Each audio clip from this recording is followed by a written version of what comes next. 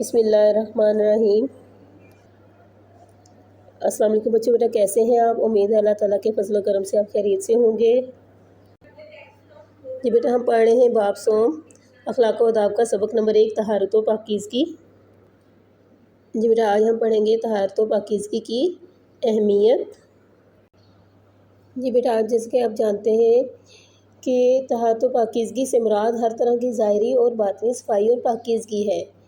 ظاہری پاکیزگی سے مراد بیٹا یہ ہے کہ ہمارا جسم اور لباس ہر طرح کی گندگی سے پاک صاف ہونا چاہیے، اور باطنی پاکیزگی سے مراد یہ ہے کہ ہمارا دل اور ذہن ہر قسم کے برے اور ناپاک خیالات سے پاک ہو۔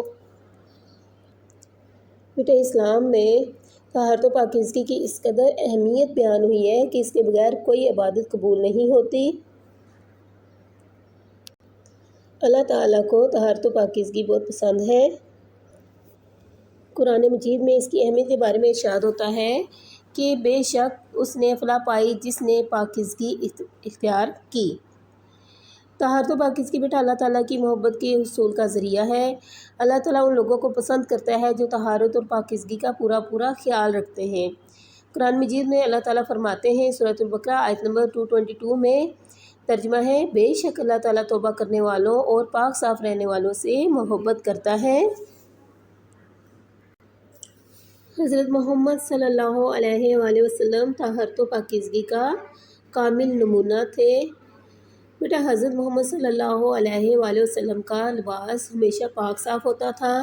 آپ صلی اللہ علیہ وآلہ وسلم ہمیشہ باوضو رہتے تھے، غسل فرماتے تھے، سر اور داڑھی کے بالوں میں کنگھی کر کے انہیں سنوارتے تھے۔ آپ صلی اللہ علیہ وآلہ وسلم خوشبو لگاتے، ناخن تراشتے اور مسواک کا بھی اہتمام فرماتے تھے۔ آپ صلی اللہ علیہ وآلہ وسلم نے مسلمانوں کو طہارت و پاکیزگی کی تاکید فرمائی۔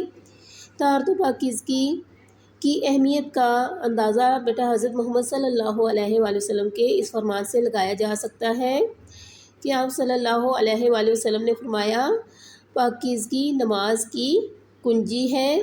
ایک اور جگہ آپ صلی اللہ علیہ وآلہ وسلم نے ارشاد فرمایا کہ پاکیزگی نصف ایمان ہے۔ جی بیٹا، آج ہم نے پڑھا اسلام میں طہارت و پاکیزگی کو کیا اہمیت حاصل ہے۔ یہ بیٹا ایکسرسائز کے مطابق آپ کا کوسچن نمبر 2 ہے، اور اب بیٹا اس میں موجود مختصر سوالات کے جوابات ہم کریں گے۔ جی بیٹا سوال نمبر 1 ہے، اسلام میں طہارت اور پاکیزگی کی کس قدر اہمیت بیان ہوئی ہے؟ جی بیٹا دیکھیں لائن نمبر 1 میں ہی اس کا جواب ہے، اسلام میں طہارت و پاکیزگی کی اس قدر اہمیت بیان ہوئی ہے کہ اس کے بغیر کوئی عبادت قبول نہیں ہوتی۔ جی بیٹا کوسچن نمبر 2 ہے، قرآن مجید میں طہارت و پاکیزگی کے بارے میں کیا ارشاد باری تعالیٰ ہے؟ جی بیٹا دیکھیں یہاں سے اس کا جواب شروع ہو رہا ہے۔ قرآن مجید میں اس کی اہمیت کے بارے میں ارشاد ہوتا ہے، ترجمہ، بے شک اس نے فلاح پائی جس نے پاکیزگی اختیار کی۔ یہ بیٹا ارشاد لیا گیا ہے سورۃ الاعلیٰ آیت نمبر 14 سے۔ یہ بیٹا کوسچن نمبر 3 ہے، طہارت و پاکیزگی اللہ تعالیٰ کی محبت کے حصول کا ذریعہ ہے۔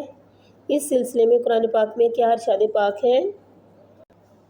جی بیٹا دیکھیں یہاں سے اس کا جواب شروع ہو رہا ہے، قرآن مجید میں اللہ تعالیٰ فرماتے ہیں، ترجمہ، بے شک اللہ تعالیٰ توبہ کرنے والوں اور پاک صاف رہنے والوں سے محبت کرتا ہے۔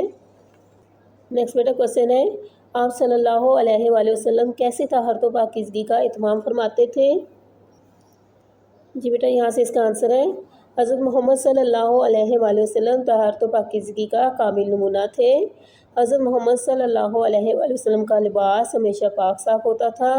آپ صلی اللہ علیہ وآلہ وسلم ہمیشہ باوضو رہتے تھے، غسل فرماتے تھے، سر اور داڑھی کے بالوں میں کنگھی کر کے انہیں سنوارتے تھے۔ آپ صلی اللہ علیہ وآلہ وسلم خوشبو لگاتے، ناخن تراشتے اور مسواک کا اہتمام فرماتے۔ نیکسٹ بیٹا کوسچن ہے، آپ صلی اللہ علیہ وآلہ وسلم کے فرمان سے طہارت و پاکیزگی کی اہمیت کا اندازہ کیسے لگایا جا سکتا ہے؟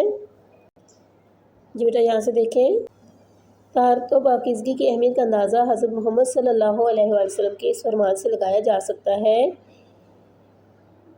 کہ آپ صلی اللہ علیہ وآلہ وسلم نے فرمایا کہ پاکیزگی نماز کی کنجی ہے۔ ایک اور جگہ آپ صلی اللہ علیہ وآلہ وسلم نے ارشاد فرمایا، پاکیزگی نصف ایمان ہے۔ جی بیٹا آج ہم نے باب چہارم اخلاق و آداب سبق طہارت و پاکیزگی میں سوال نمبر 2 کیا ہے۔